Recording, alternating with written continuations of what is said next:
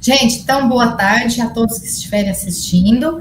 Essa palestra, quem vai ministrar é o Mário Henrique, né? Eu vou deixar ele falar um pouquinho do currículo dele, né?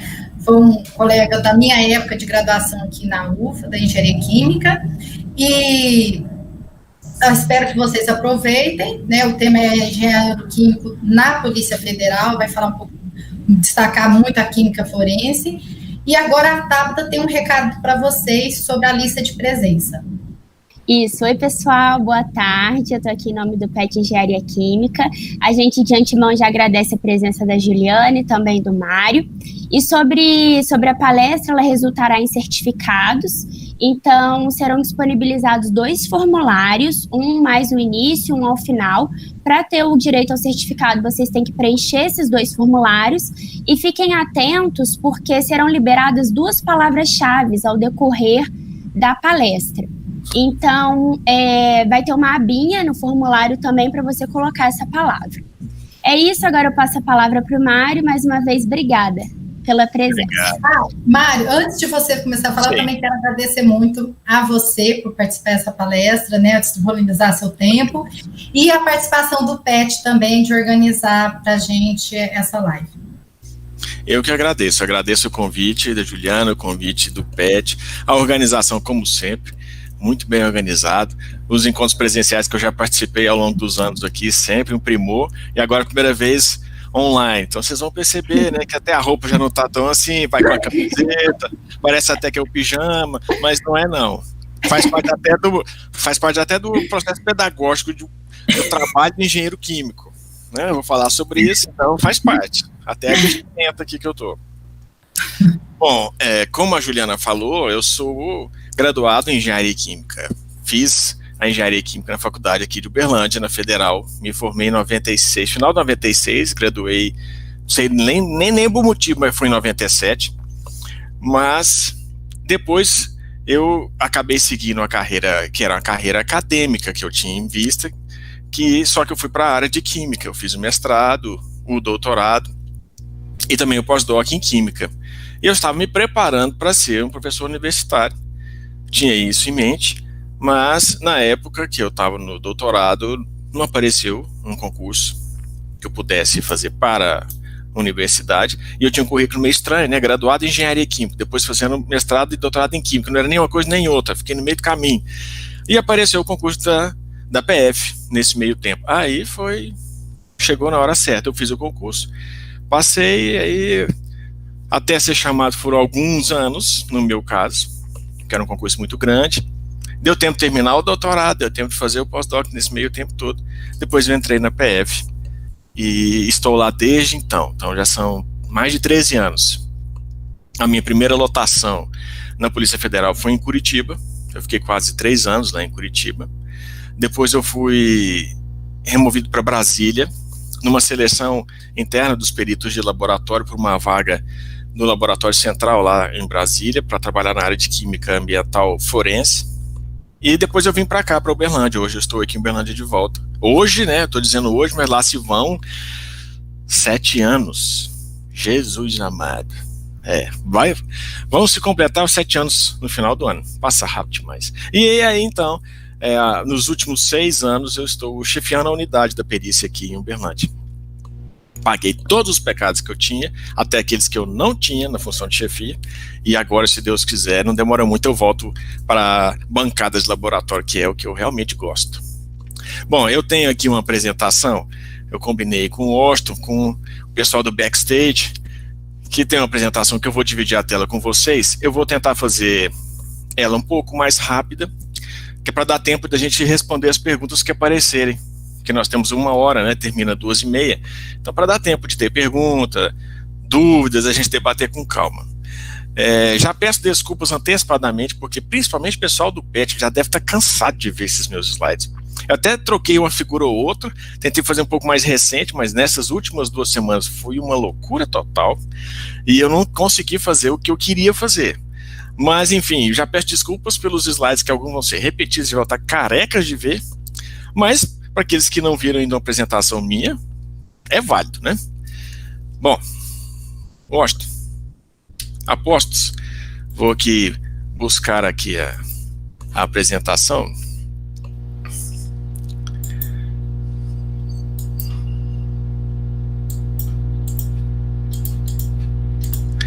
Vai aparecer a tela.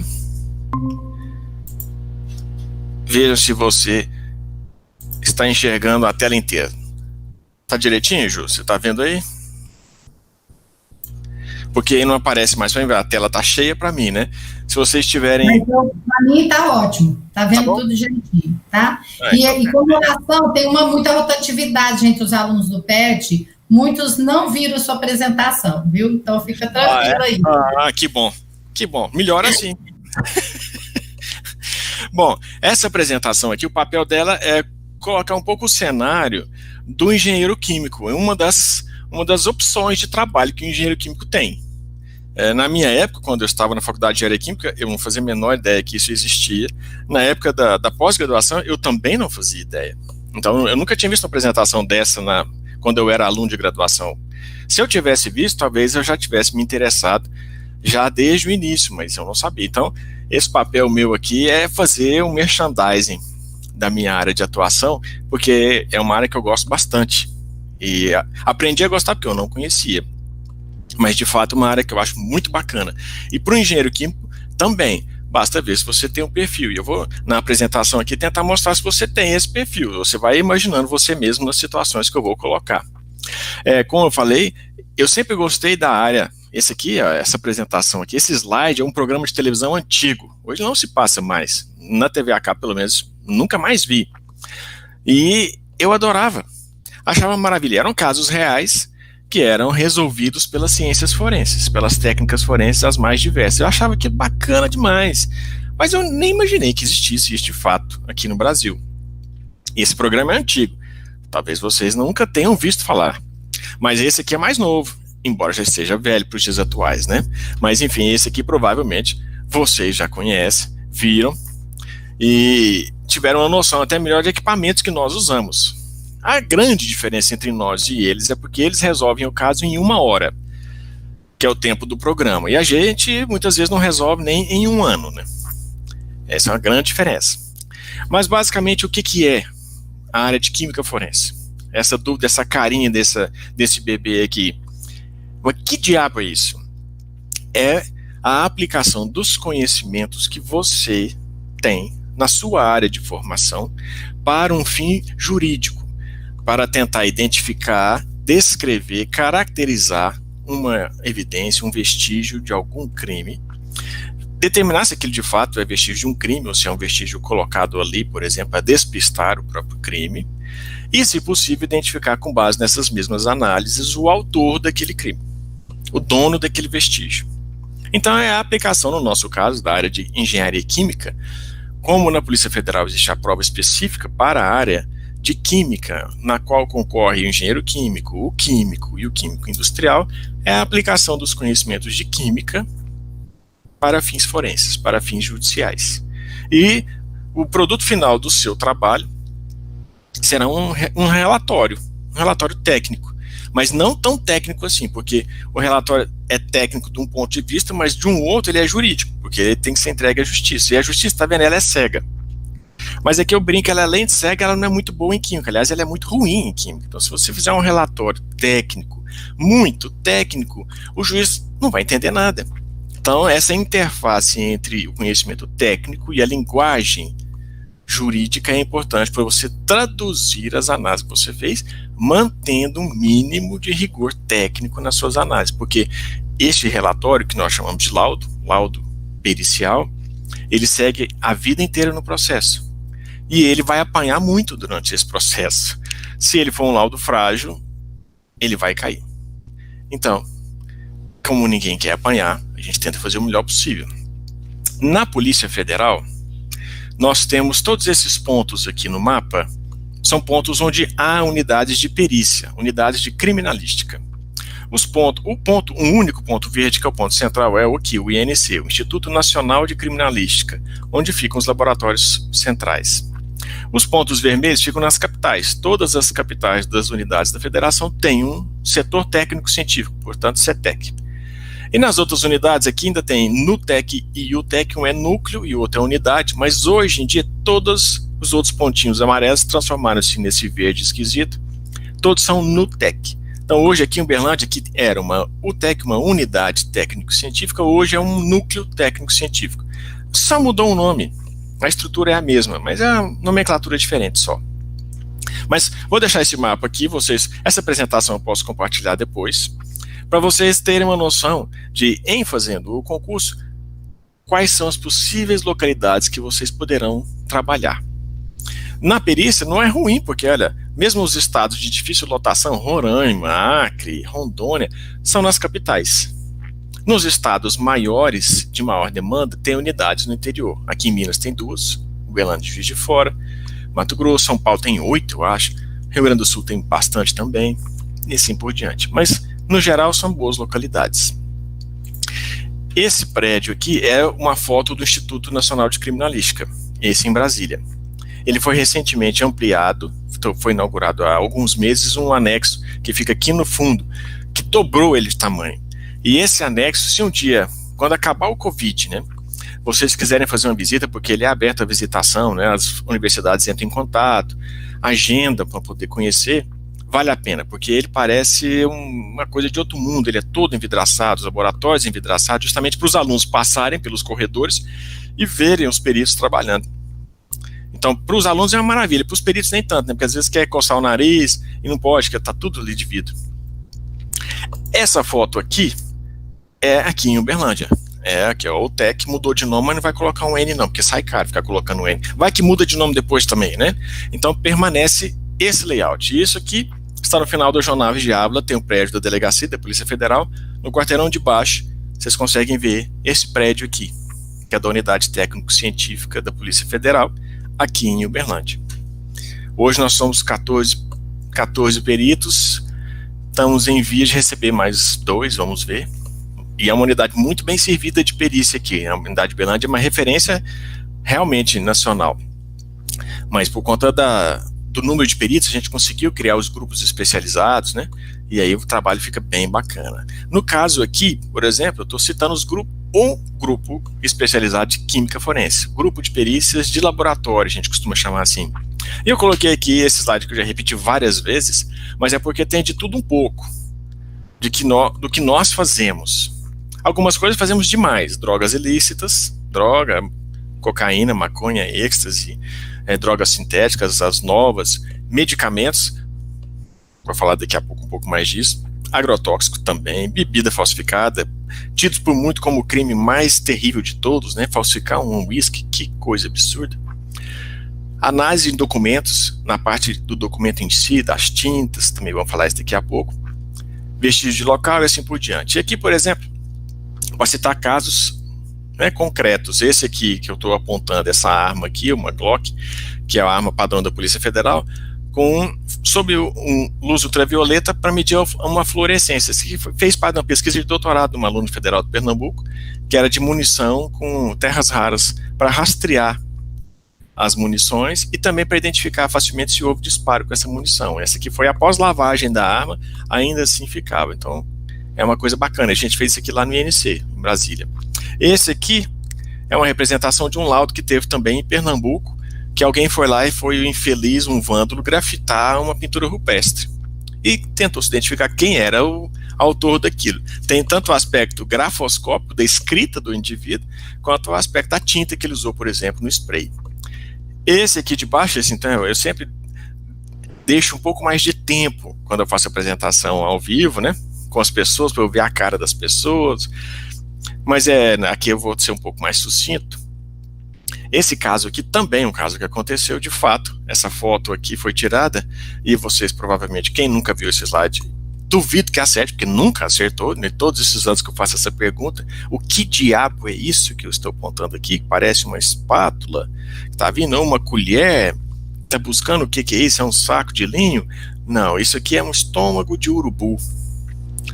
Que coisa absurda, né? Mas você vê casos inusitados e acontece. E são esses casos, são a cereja do bolo do nosso trabalho, porque você vai lembrar pro resto da vida. Nesse caso, você vai lembrar porque o fedor que foi, você jamais vai esquecer, né? O estômago de urubu, você imagina.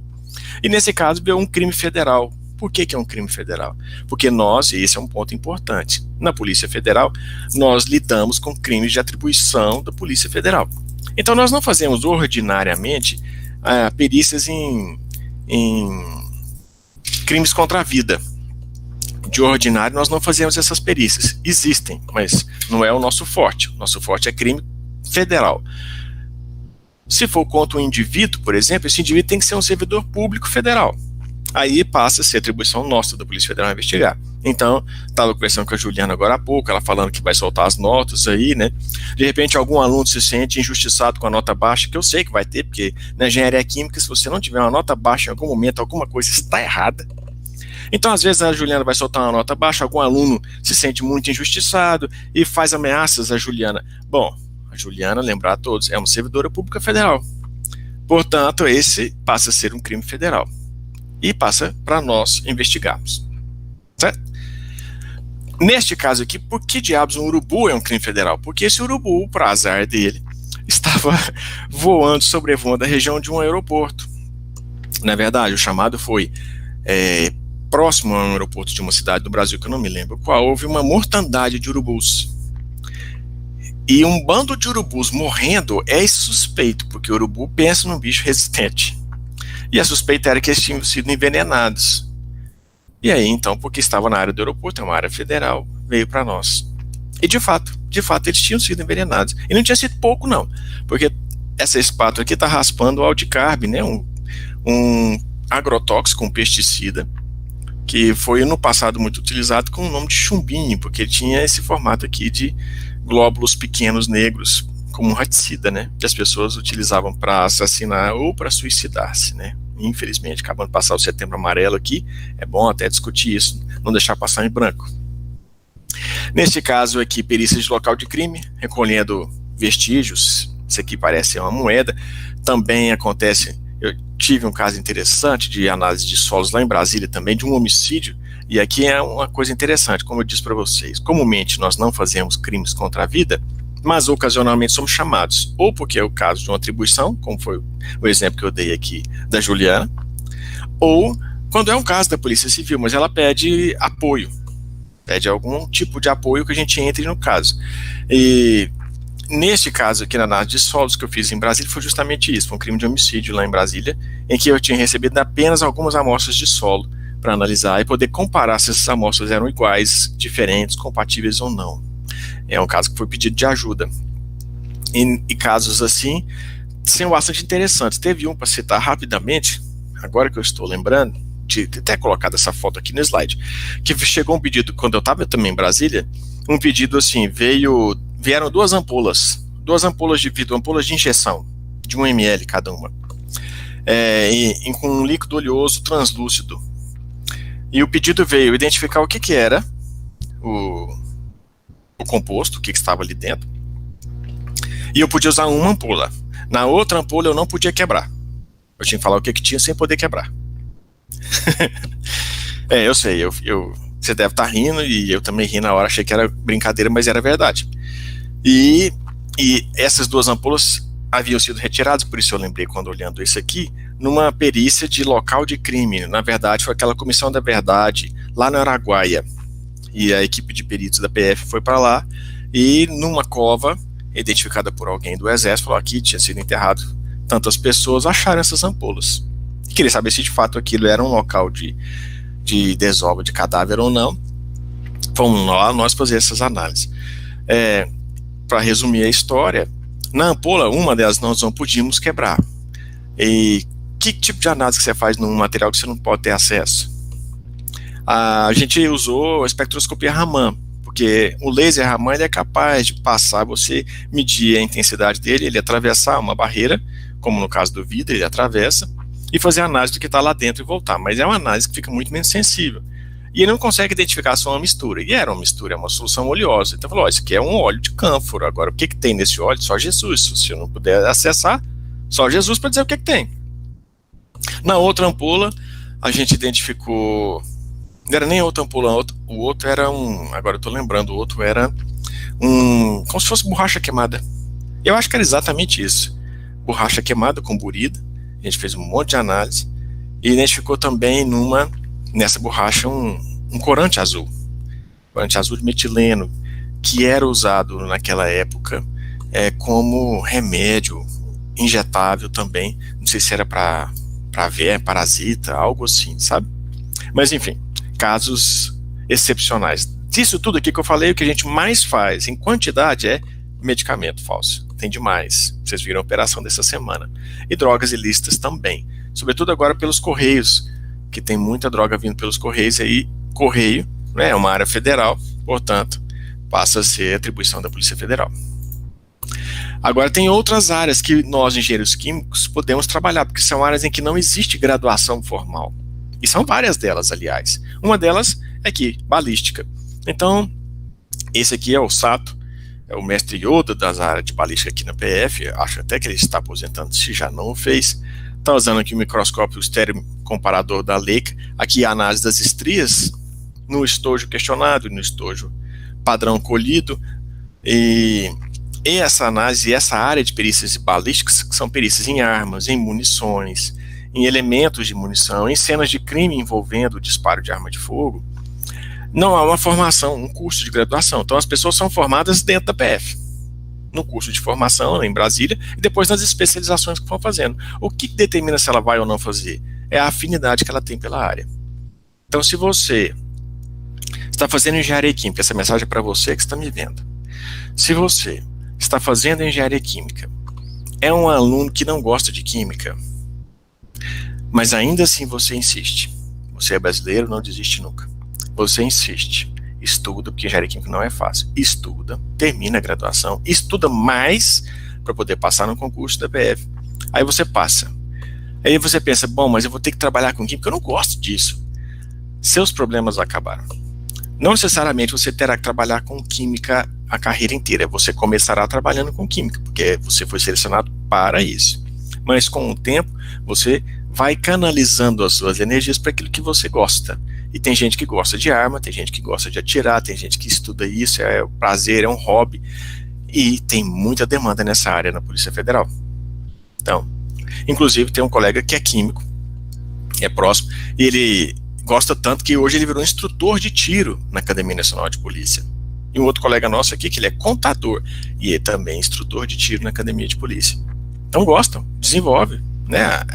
A Polícia Federal dá muita capacitação, tem muito curso dentro e fora, então basta o interesse. Então, para você que gosta de química, mas não tropa, de repente, uma outra opção, se não gosta também de arma, é a análise de documentos.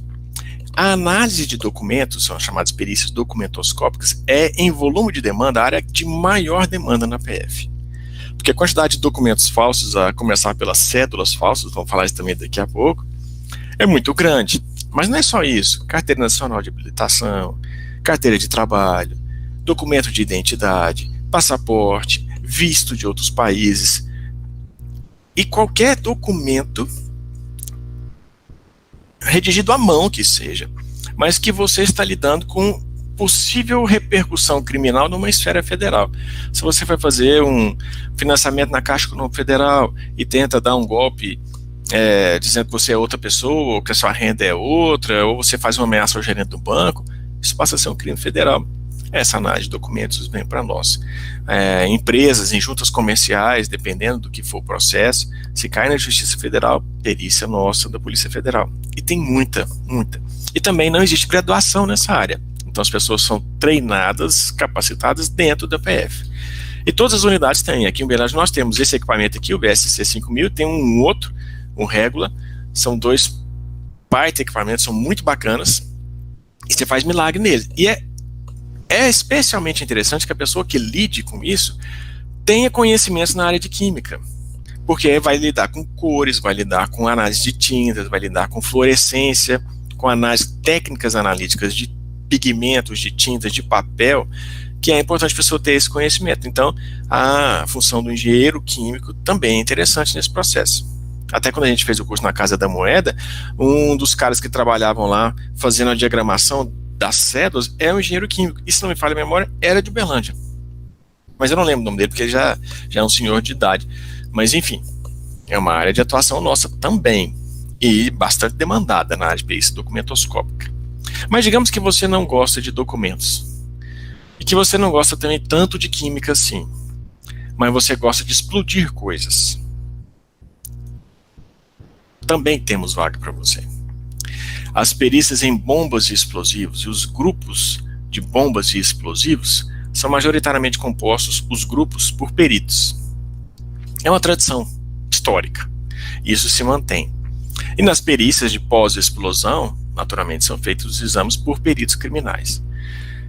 E aqui em Uberlândia, por exemplo, é uma das poucas unidades do país em que tem esse grupo formalmente existente, formado, porque várias unidades, durante os grandes eventos, Copa, Jogos Olímpicos e assim por diante, vários grupos foram criados, mas alguns foram desativados. O Uberlândia permanece, uma das poucas unidades do país que tem um grupo, e ele é bastante atuante. Então esse robozinho aqui, ele tem, esse traje tem, a van tem muitos equipamentos.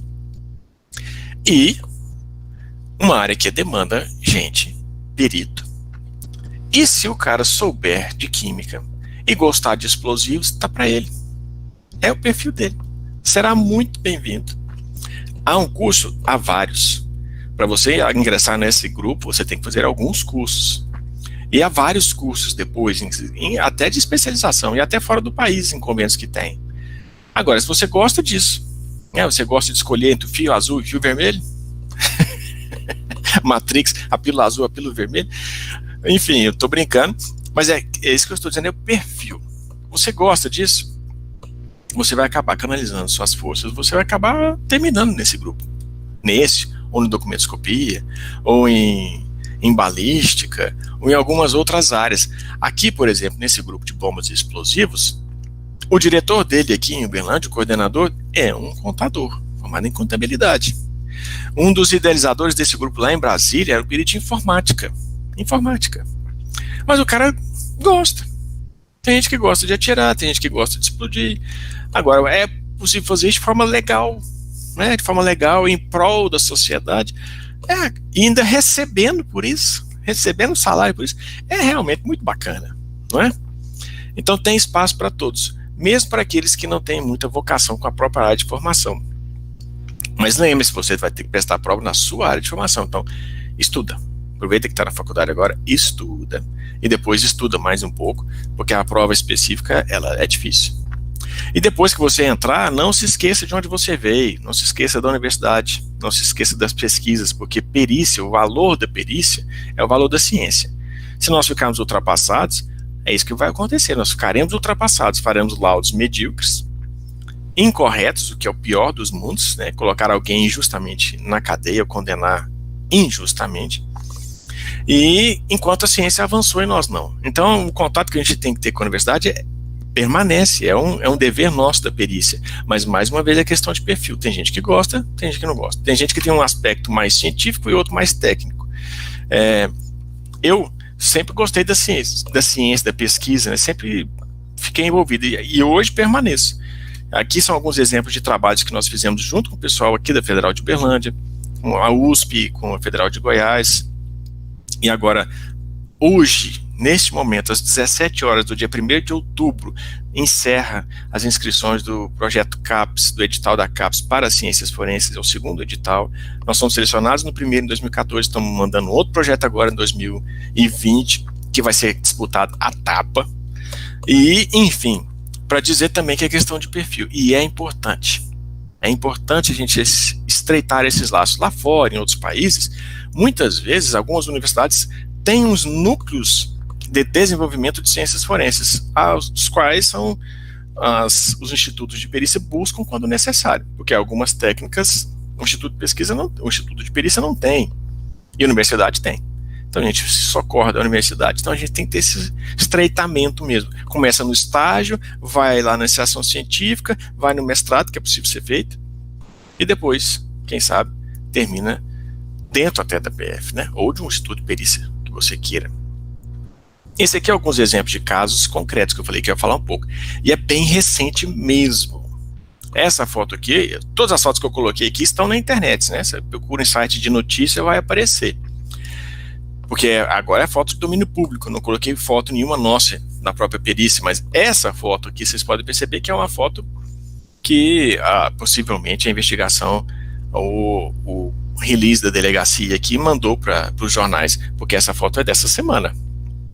Essa foto aí, ó, você vê o marcador de vestígios nosso, marcando aqui uma impressora e alguns lobo-guará, né, um animal em extinção, tá aí. Não está tão extinto assim, pelo menos nas cédulas falsas, né. Esse aí é o primeiro laboratório, a gráfica clandestina de produção de cédulas falsas, no qual se já identificou a falsificação da cédula recente de R$200, tão recente que eu ainda não vi. Não recebemos ainda como padrão do Banco Central, e já tem cédula falsificada. E esse laboratório foi aqui, em Tuiutaba. Foi a operação agora, anteontem, né, na segunda-feira à noite. E saiu na televisão, saiu no jornal, e foi aquele pandemônio. Porque é o que eu estou dizendo, é sempre com emoção. Nós estávamos programados para uma outra operação, nessa mesma semana. Eu aqui, como chefe da unidade, eu tinha que organizar os peritos para fazer esses locais. Então, preparamos as equipes para terça-feira de madrugada já estarmos prontos. E aí, de repente, segunda de noite, toca o telefone, dizendo, ó, a casa caiu. Literalmente a casa, porque isso aqui era uma gráfica, uma casa lá em Tuiutaba. A casa caiu, tem um local para fazer, tem que mandar perito, tem um exame de local. E era aqui a primeira gráfica clandestina de cédula de 200. Opa, vamos lá, então tá, manda a equipe, desfaz todo o planejamento para a operação que aconteceria horas depois e vamos fazer essa agora. Então foi, isso que eu disse para vocês, essas 2 semanas foram uma loucura. Então um exemplo aqui de perícias em documentos, cédulas falsas. E que o perito no local de crime pode ser qualquer área de formação. Na PF pode ser qualquer área de formação, porque ele faz parte da escala de sobreaviso. E ele é treinado para isso também. Tem curso na academia, tem curso de especialização nisso. E a questão de perfil, tem gente que adora, eu gosto, tem gente que não gosta. Mas qualquer um pode fazer, uma vez que entrou na perícia, passou pelo curso, pode fazer. Nesse caso aqui, os peritos, alguns deles também formados em farmácia, então tem conhecimento e trabalha na área de análise de documentos, então sabe demais sobre esse assunto, já facilitou bastante fazer a perícia nesse local. Enquanto que nesse outro exemplo aqui, também bem recente, é dessa semana, foi a operação que eu falei, que aconteceria na terça e que aconteceu na terça, também saiu nos jornais, que foi a operação contra um laboratório de produção de medicamentos adulterados, aqui em Uberlândia, em São Paulo. E essa foto também está no jornal, não é foto, né, de propriedade sigilosa nossa, já está disponível, mas foto tirada em local onde nós fomos. E para esses locais nós preparamos as equipes para poder fazer esses exames no local, arrecadar todo o material, todas as amostras, fazer análise ainda dessas amostras que ainda vão chegar para nós aqui na unidade. E nesse caso era medicamento falso. Então alguém que tenha conhecimento na área de química, análise de medicamento, métodos, é interessante, facilita. Engenheiro químico, se trabalhou na indústria farmacêutica, vai ser maravilhoso. O cara vale ouro numa operação dessa.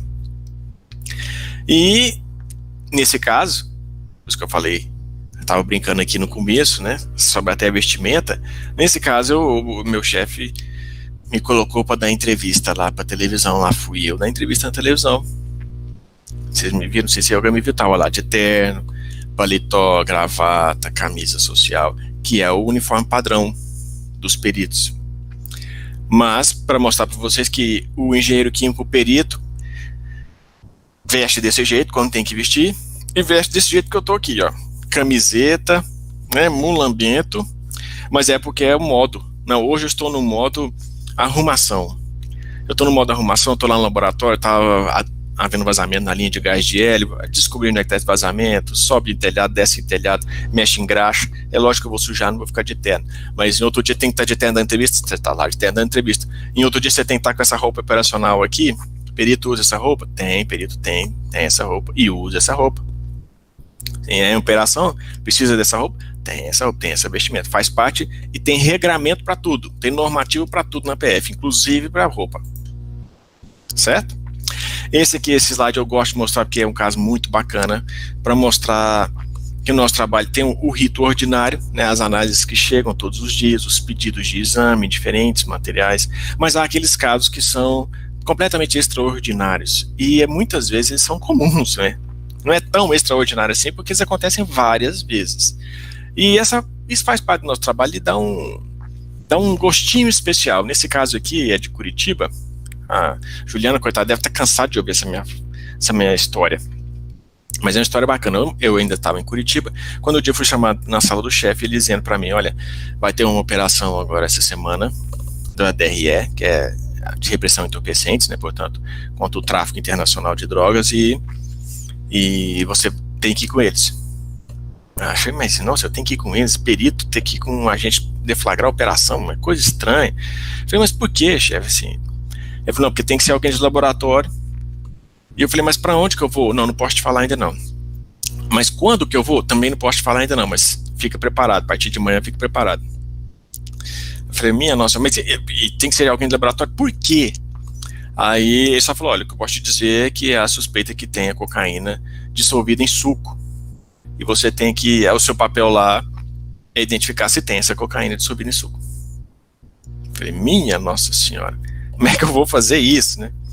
Então, eu parei o que eu estava fazendo naquele dia, eu lembro direitinho, parei o que eu estava fazendo naquele dia, voltei a passar por cima, o que eu vou fazer, meu Deus do céu? Aí eu fui no mercadinho perto da superintendência, comprei uma lata de suco, falei, eu tenho que testar se algum método funciona, né? Um método que eu consiga levar a campo. Comprei uma lata de suco, peguei um pouco de cocaína padrão que tinha, misturei no suco, deixei ele dissolveu, falei, agora eu tenho que conseguir tirar essa cocaína daí. Aí eu fui fazer uma extração líquido-líquido, com mudança de pH, beleza, aí fazer um teste colorimétrico depois, para identificação de cocaína, né, aquela que fica azul, deu certo. Eu lembro direitinho, era suco de manga que eu comprei. Deu certo, falei pro chefe, fiz um teste, deu certo. Falei, beleza. Então separa os materiais que você precisa, eu separei tubo de ensaio, alguns reagentes e tal e coisa. Fiquei preparado. Aí no dia seguinte falou, bom, agora você tá preparado, beleza, então agora você vai. É assim. E aí a gente foi. O caso é que era essa suspeita, né, de ter esse carregamento, era no Porto de Santos, porque alguns meses antes havia tido uma apreensão num outro porto, Paranaguá, de uma carga de madeira, contendo 4 toneladas de cocaína. Foi a maior apreensão que já teve, eu acho, 4 toneladas de cocaína para exportação, cloridrato, altamente pura. Quando nós fomos fazer isso lá em Curitiba, nós fomos fazer a amostragem dessa cocaína, deu 200 amostras que nós retiramos para exames, e tinha lá 2 caras, um cara de gringo, e os caras realmente era do DEA, Departamento de Entorpecentes dos Estados Unidos, que são agentes que ficam aqui na América do Sul ajudando as forças policiais, né? Estavam esses 2 caras já acompanhando. Falei, mas quem que são esses caras? São agentes do DEA. Inclusive, a gente tem que separar amostras para eles levarem para o DEA nos Estados Unidos para analisar. Separamos essas amostras. E depois, nessa apreensão aqui, fomos lá para Santos. E em Santos, ninguém sabia que a gente estava lá, nem a própria delegacia em Santos. Foi uma equipe nossa, totalmente sigilosa. E aí, no dia seguinte, na madrugada seguinte, estava lá no Porto de Santos, foi essa foto aqui que eu bati, a abertura do container suspeito, a primeira grande surpresa, estão lá os barris de suco para exportação, cada barril tinha 200 quilos de suco congelado, estava menos 30, eu não estava preparado para isso, né, como é que eu ia fazer análise no congelado? Nós ficamos o dia inteiro tentando descongelar um desses barris. E quem tava lá acompanhando tudo isso? Os 2 caras do DEA. Vocês já viram o seriado Narcos, né? Netflix. É igualzinho. Então, é história para contar. Muito bacana. Aqui, depois que nós conseguimos descongelar, que eu fiz tudo, não achei. Não sei se não tinha mesmo. Mas eu acho que não tinha, não achei. Os resultados foram negativos para o exame de cocaína aqui. Esse outro caso aqui, também sempre cito, porque é um caso esdrúxulo, né? Que é um incêndio na base Alcântara do Brasil, que era a base lá na Antártida. Houve um incêndio aqui, morreram 2 pessoas, 2 soldados da Marinha, nesse incêndio, tentando apagar esse incêndio. Ele foi iniciado acho, se não me falha a memória, por um churrasco. Não tenho certeza não. Mas eu sei que o óleo diesel esquentou demais numa caldeira lá e pegou fogo, e a perícia de incêndio numa área federal somos nós da Polícia Federal. Eu fui acionado para fazer as análises das amostras de solo da Antártida com suspeita de contaminação do óleo diesel que vazou aqui do recipiente. Mas olha, eu confesso para vocês que o que eu gostaria mesmo é ter sido chamado para fazer o local de crime. Que outra oportunidade na vida que eu ia ter para ir para a Antártida. E esse é um ponto também interessantíssimo na PF, que é para convencê-los. É o chamado PF Tour. Você vai pela PF para locais que você jamais imaginou que iria e que não teria condições de ir. E você vai para trabalhar, mas você vai. Quando é que eu poderia ir para a Antártida? Nunca apareceu a oportunidade. Mas não fui, porque o outro foi. Isso aqui é da barragem do Fundão, que a gente fez perícia, teve engenheiro químico trabalhando nela, muitos laudos, muitos exames, muito trabalho, uma coisa medonha, mas o papel de engenheiro químico muito importante. Para finalizar, essa aqui também é notícia recente, agora, de ontem, que eu recebi. Essa obra de arte aqui, furto de obra de arte, lavagem de dinheiro em obra de arte, tá, é algo bastante preocupante no Brasil, porque até então é pouco investigado. Nós estamos começando a enfrentar isso, estamos montando um grupo de fraude em obra de arte, conseguimos recursos do Ministério da Justiça para montar os laboratórios, isso vai começar logo. E aqui é um exemplo, porque a arte de roubar, que se roubou da igreja, e a arte também de descobrir, porque quem diz que essa escultura que é exatamente a mesma furtada lá em Ouro Preto, na igreja Nossa Senhora do Pilar? Para você dizer que você tem que fazer análise nela, né? Análise não só das características pictóricas dela, as características artísticas, mas também o pigmento, o ouro, o gesso, a base, a estrutura, condizem com o que era encontrado na época, né, sei lá, do século XVIII. Análise também pericial tem que ser feita. E isso, peritos de laboratório também fazem. E se você gosta de arte, é um entusiasta da arte, gosta de estudar até Belas Artes, quer fazer outra faculdade de Belas Artes, será muito bem-vindo, porque esse grupo nosso está precisando de gente para trabalhar. Então, tem área de atuação. E agora o edital da PF, só para mostrar para vocês, esse último, né? A nossa área de concorrência, que é a área 6. E a área química e química industrial. Aí eu vou terminar aqui para a gente ter espaço para as perguntas. Para vocês verem só isso, olha, a quantidade de inscritos, a quantidade de vagas. Vejam a dificuldade que é. E aí, dessas 9 vagas, o que chama a atenção dessas 9 vagas, foram aprovados 3. Tinha 9 vagas, mas só 3 foram para a segunda etapa. Essa primeira etapa é a etapa que vai ser chamada para a Academia Nacional de Polícia, ou seja, você fez exame físico, você fez a prova teórica, as provas, né? Os exames físicos, os exames médicos e os exames psicológicos. Essa é a primeira etapa. A segunda é a Academia Nacional de Polícia, que também é uma etapa classificatória e eliminatória. 6 vagas não foram preenchidas nesse concurso. E por quê? Porque além de você passar na prova teórica, você tem que passar na prova física. Então você tem que se preparar, não deixa para a última hora, não deixa esperar sair o resultado da prova teórica para ver se você foi bem, para se preparar para a prova física, porque você não vai conseguir. A prova física é muito puxada, que eu costumo brincar, aqueles que eram uma mistura de Robocop com Einstein.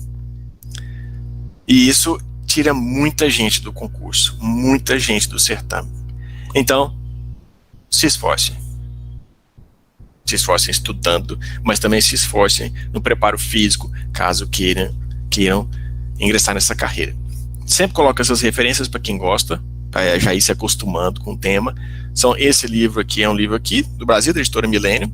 Esse livro aqui é importado, da Suzane Bell.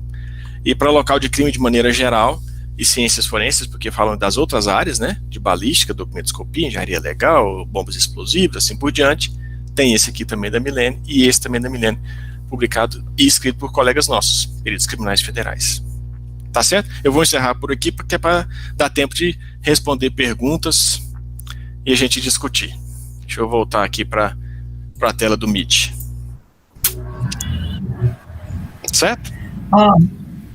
Ótima apresentação, viu, Mário? E tem muitos slides diferentes, viu? Tem muitos slides diferentes. Agora você caprichou aí, viu? Sim, então, Mário, nossa. As perguntas, eu até tenho uma curiosidade aqui, mas deixa para os meninos fazerem as perguntas aí. Tá. Mário, se você puder parar a apresentação, por favor. Sim. Aí, beleza. Nossa, é sempre muito bom ouvir, dá um brilho nos olhos esse trabalho, eu particularmente gosto muito. E com relação às perguntas, nós temos algumas aqui. A primeira foi, mulheres na PF, é comum atualmente? É comum, mas poderia ser muito mais. E não há nenhum impedimento formal, não. O que grandemente separa a quantidade de mulheres de homens é o teste físico. Tá. É o teste físico. Porque assim, o teste físico naturalmente é diferente para homens e mulheres, mas ele é igualmente exigente para homens e para as mulheres. Como normalmente as mulheres, quando fazem atividade física, não fazem com foco para alcançar aqueles índices exigidos no edital, elas não estão preparadas. Então elas não conseguem passar na prova física. Infelizmente. Porque, por exemplo, na operação que teve essa semana, aqui em Uberlândia, no laboratório de falsificação de medicamentos, vários locais deveriam existir mulheres para atuar, porque em muitos locais só havia mulheres trabalhando, então era importante que tivesse mulheres naquele local do crime, porque tinha outras mulheres, e tinha poucas mulheres, a gente teve que trazer mulheres de outros locais, porque tinham poucos mulheres, não só na perícia, mas como agente, como escrivão, como delegado. Então não há nenhuma exigência de quantitativo para homens e quantitativo para mulheres, é indiferente, existem vagas, tanto faz homem ou mulher, mas as mulheres, infelizmente, caem muito no teste físico. Entendi, sim. Então, mulherada, bora se preparar fisicamente para ocupar esses cargos aí também. Por favor. Nós temos outra pergunta aqui também. É exigido algum tipo de experiência para prestar o concurso da PF? Não. Eu tenho colegas de trabalho que são egressos da universidade. Eles terminaram a graduação, prestaram o concurso e passaram. Então, entraram na PF com 24 anos. E, ao contrário, tinham peritos que passaram no concurso e foram para a academia e se graduaram na academia, foram efetivados, que entraram com quase 60 anos. Porque também não há limite de idade. Então, tanto faz. Se você não tem experiência nenhuma, tudo bem. Você tem muita experiência, tudo bem.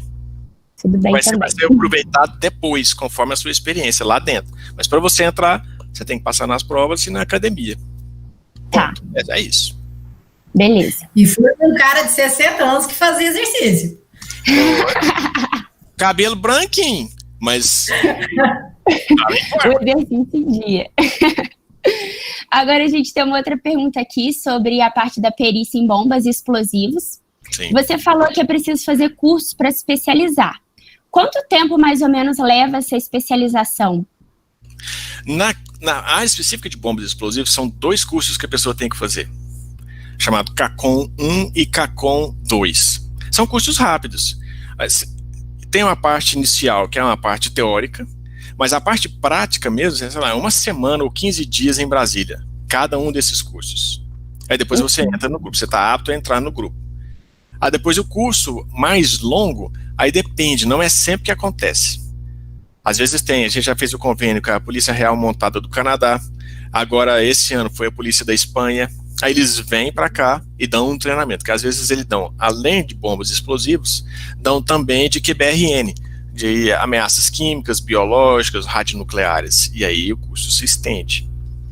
E tem gente que, por vontade própria, um perito que eu acho que ele é engenheiro químico, eu não tenho certeza, mas eu tenho quase certeza que ele é engenheiro químico, está lotado na Paraíba, e ele sempre gostou. Não, ele sempre gostou. Meu negócio é bomba, sabe, tudo de bomba. O hobby dele é na hora ler o livro no criado mudo dele, é de bombas. Ele foi buscar especialização por conta própria lá em Israel. Aí ele conseguiu a licença da PF para ir lá em Israel fazer o curso, a capacitação. Então, se a pessoa gosta, ela consegue encaixar. Nossa, legal que você pode pegar a especialização por fora também, né? E, tipo, a PF meio que banca, assim, para ela. Tem um programa na PF, que é o programa... Ele tem uma sigla chamada CIPS, eu não sei bem o que é o S, mas é de pós-graduação. Então, você apresenta uma proposta, Você apresenta a proposta, você tem um número de bolsas de doutorado, número de bolsas de pós-doc, de mestrado. Eu quero fazer nessa área. Aqui você apresenta a proposta, isso vai para a alta cúpula lá, eles decidem quem é que vai, e é possível numa dessas você conseguir. Nossa, muito interessante.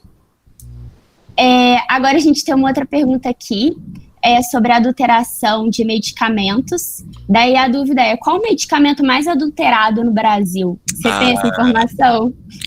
Tem. É fácil responder essa dúvida. São duas classes de medicamento, e elas atingem o mesmo objetivo, que atinge públicos diferentes, mas o objetivo é sempre o mesmo, é estético. Então, para o público feminino, são os emagrecedores, que é a operação que teve aqui em Uberlândia. Fitoterápicos, emagrecedores, termogênicos, algo assim, que tem substâncias que a Anvisa proíbe de ter.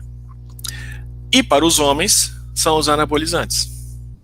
Então, o mercado é sempre o mesmo, é a estética.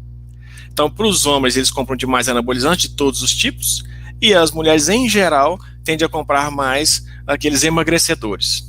E essas duas categorias são, de longe, os mais falsificados.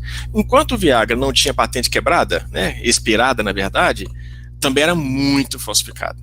Viagra, Cialis, os comprimidos para disfunção erétil.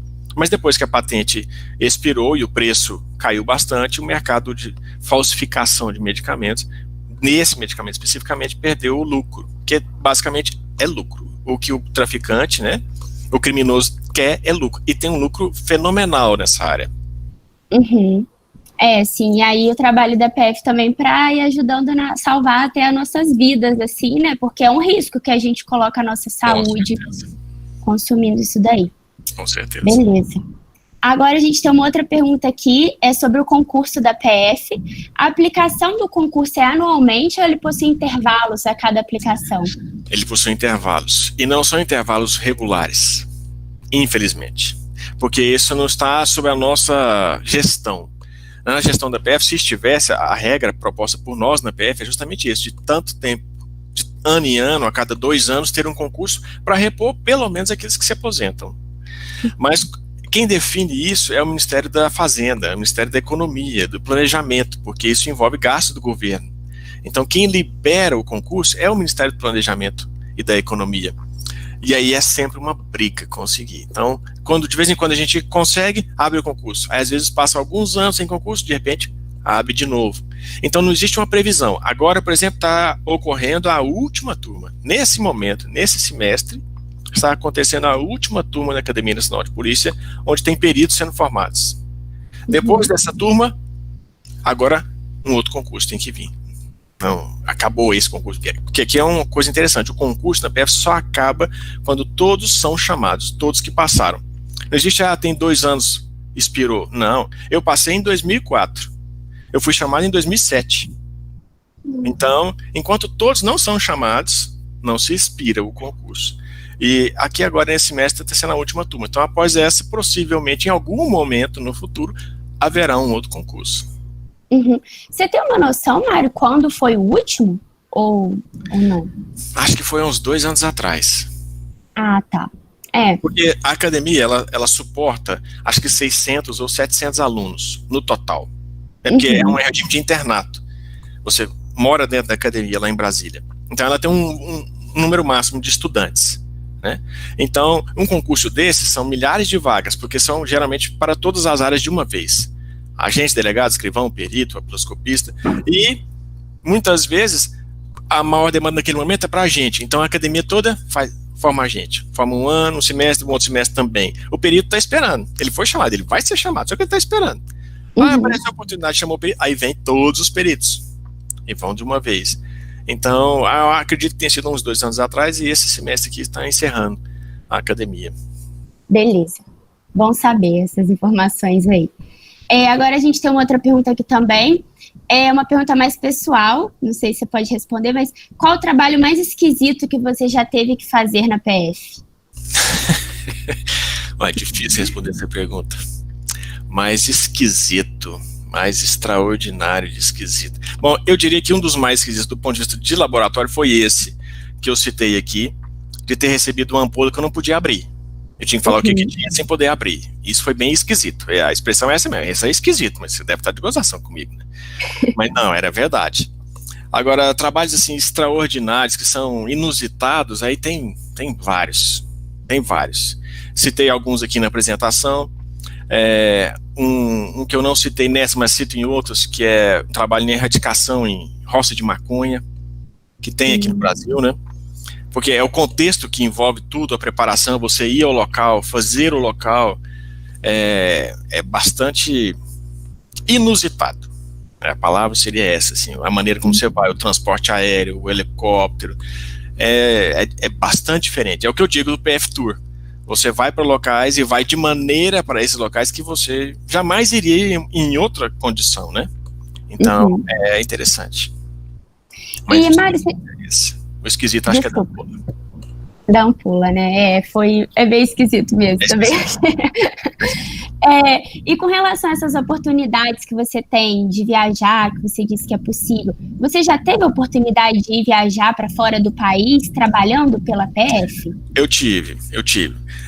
Depende muito onde você é lotado. Basicamente, em via de regra, se você está lotado no órgão central lá em Brasília, as oportunidades chegam para lá, e lá elas são propagadas. Mas normalmente, quem está lá, pega.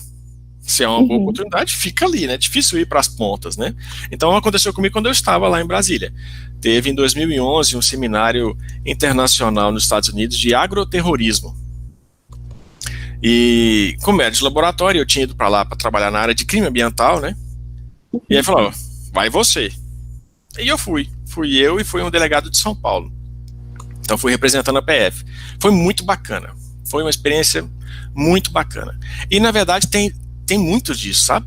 Tem muito desse. Porque como a PF é o foco no Brasil, por exemplo, na Interpol, a Interpol tem um escritório no Brasil, na PF, assim como acontece em todos os países. Então, essas coisas que envolvem outros países, geralmente a PF, quando é no assunto policial, né, ou pericial, geralmente a PF está envolvida. Então, vira e mexe tem alguma coisa. E vira e mexe alguém vai.